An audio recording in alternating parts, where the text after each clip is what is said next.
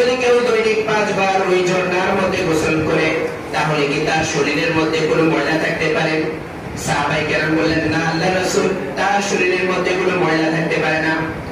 বিশ্বনবী মুহাম্মদুর রাসূলুল্লাহ সাল্লাল্লাহু আলাইহি সাল্লাম বলেন, 5 ওয়াক্ত নামাজ হচ্ছে যা তোমার গুনাহগুলোকে এক ওয়াক্ত নামাজ থেকে আরো ওয়াক্ত নামাজ মাঝখানে তোমার যত গুনাহ হবে এই গুনাহগুলোর জন্য কাফারা হয়ে যায়। অর্থাৎ আপনি যদি ফজর নামাজ পড়ে আবার যোহর নামাজ মসজিদে এসে পড়লেন, মাঝখানে আপনার দ্বারা গুনাহ হয়েছে, এই গুনাহগুলো ক্ষমা করে দিবেন কে? আল্লাহ।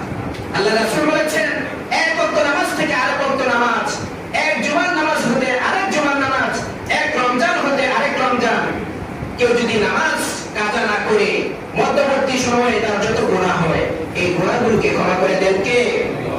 আল্লাহ। যদি সে কবিরা গুনাহ না করে, যদি সে কি না করে কবিরা গুনাহ থেকে বেঁচে থাকে, মাঝখানে তার যত ছোট বড় যত গুনাহ হবে আল্লাহ রাব্বুল আলামিন বলেন, আল্লাহ রাসূল বলেছেন, আল্লাহ তাআলা সেগুলোকে কি করে দিবেন? ক্ষমা করে দিবেন। এই কারণে 5 ওয়াক্ত নামাজ